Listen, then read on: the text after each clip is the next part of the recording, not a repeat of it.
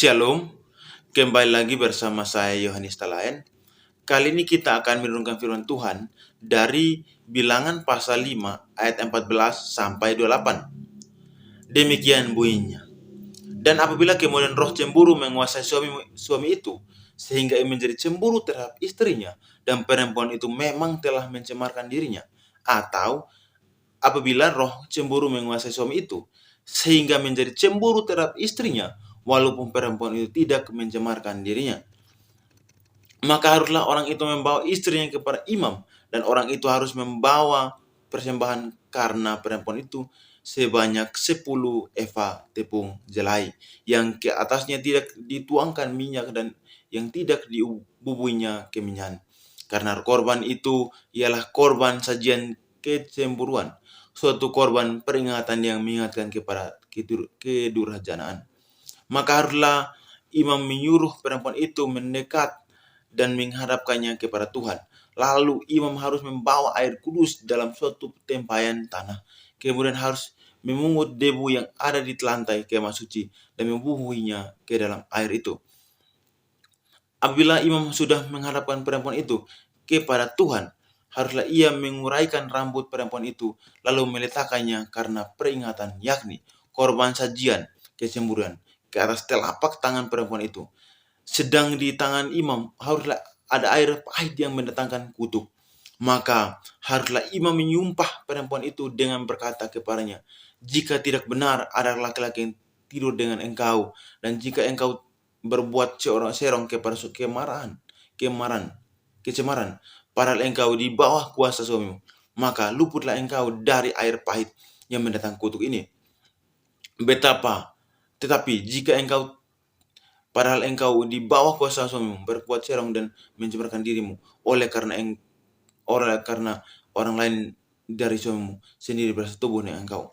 Dalam hal ini haruslah imam menyumpah perempuan itu dengan sumpah kutuk, dan haruslah imam berkata kepada perempuan itu, maka Tuhan kiranya membuat engkau menjadi sumpah kutuk di tengah-tengah bangsamu dengan mengipaskan pahamu dan mengimbungkan perutmu.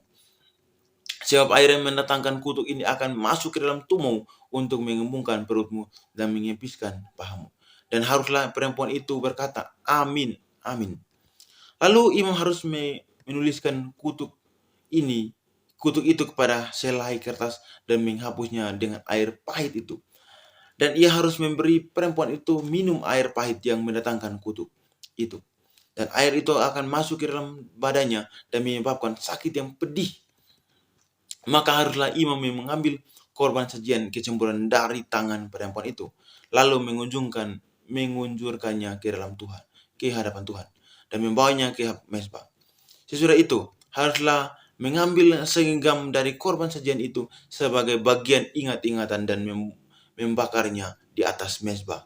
Kemudian memberi perempuan itu minum air itu. Setelah terjadi demikian, apabila perempuan itu memang mencemarkan dirinya dan berubah setia terhadap suaminya, air yang mendatangkan sumpah itu serapah itu akan masuk ke dalam badannya dan menyebabkan sakit yang pedih, sehingga perutnya mengembung dan pahanya mengipis, dan perempuan itu akan menjadi sumpah kutuk di antara bangsanya. Tetapi apabila perempuan itu tidak mencemarkan dirinya, melainkan ia suci, maka ia akan membebas dan akan dapat beranak. Saudara yang terkasih dalam nama Tuhan Yesus Kristus, tema yang saya berikan adalah air pahit dan perkara perselingkuhan antara suami dan istri. Sekali lagi, tema yang saya berikan adalah air pahit dan perkara perselingkuhan antara suami dan istri. Saudara yang terkasih dalam nama Tuhan Yesus Kristus, ini adalah satu-satunya bagian dalam Alkitab yang berbicara tentang air pahit dalam perkara perselingkuhan antara suami dan istri. Jika seorang suami dikuasai oleh roh cemburu, apakah yang dimaksud dengan roh cemburu? Yang dimaksud adalah kecurigaan bahwa sang istri telah berselingkuh padahal tidak tertangkap basah ataupun terdapat sanksi dan bukti-bukti. Maka sang suami harus membawa istrinya kepada imam dan harus menyuruh sang istri berdiri di hadapan Tuhan sebagai satu-satunya pihak yang dapat menentukan perempuan itu bersalah atau tidak.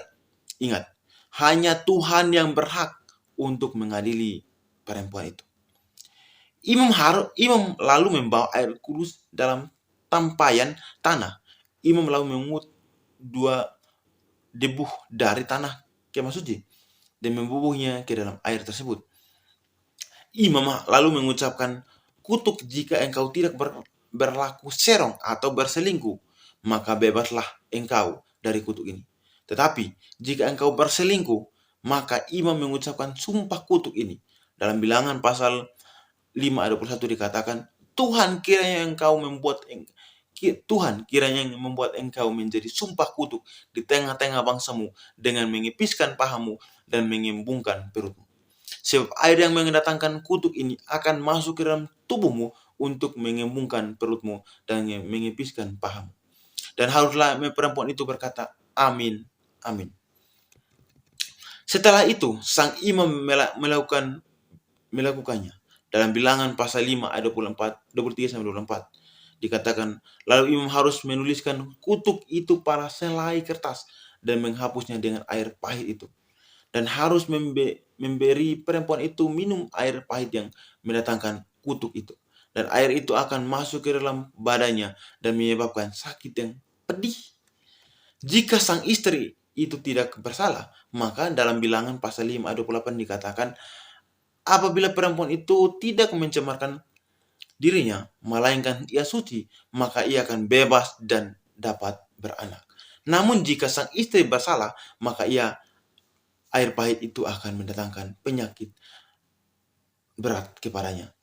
Dalam Bilangan pasal 5 ayat 27 dikatakan, setelah terjadi demikian, apabila perempuan itu memang mencemarkan dirinya dan berubah setia terhadap suaminya, air yang mendatangkan sumpah serapah itu akan masuk ke dalamnya dan menyebabkan sakit yang pedih. Sehingga perutnya mengembung dan pahanya mengipis, dan perempuan itu akan menjadi sumpah kutuk di antara bangsanya. Saudara yang terkasih dalam nama Tuhan Yesus Kristus, apa yang dapat kita pelajari dari hukuman tentang air pahit ini? Yang pertama, Tuhan membenci perselingkuhan. Sekali lagi, Tuhan membenci perselingkuhan. Tuhan tidak hanya membenci perceraian, tetapi juga perselingkuhan. Itulah sebabnya hukuman berat tersedia bagi siapapun, baik suami maupun istri yang berselingkuh. Yang kedua, Tuhan tahu segala sesuatu. Dalam hukuman ini adalah perselingkuhan tanpa bukti dan tanpa saksi, maka pelakunya dibawa untuk Tuhan diperiksa. Dan bukanlah Tuhan yang menyingkapkan kebenaran dengan cara mendatangkan saksi kepada yang bersalah. Artinya Tuhan lihat sekalipun tidak ada manusia yang melihat. Hai manusia, takutlah akan Allah. Dalam Pengkhotbah pasal 12 ayat 14. Karena Allah akan membawa setiap perbuatan kepada pengadilan yang berlaku atas segala sesuatu yang tersembunyi. Entah itu baik, entah itu jahat. Yang ketiga, perselingkuhan itu pahit. Sekali lagi, perselingkuhan itu pahit. Itulah sebabnya disebut hukuman air pahit. Bukan karena air itu terasa pahit, tapi karena air itu terdapat kutuk yang pahit. Engkau memahitkan rumah tanggamu, engkau memahitkan hati pasanganmu, engkau memahitkan hati anak-anakmu, buah hatimu, engkau memahitkan segala-galanya dengan perselingkuhan. Itu membawa kutuk, bukan berkat. Oh, betapa besar kerusakan yang diakibatkan oleh perselingkuhan, dan butuh bertahun-tahun untuk sembuh. Bahkan ketika sudah ada pengampunan, demi Tuhan jauhilah itu. Yang terakhir atau yang keempat, pengampunan, penerimaan dan pemulihan bukanlah sebuah hal yang mustahil.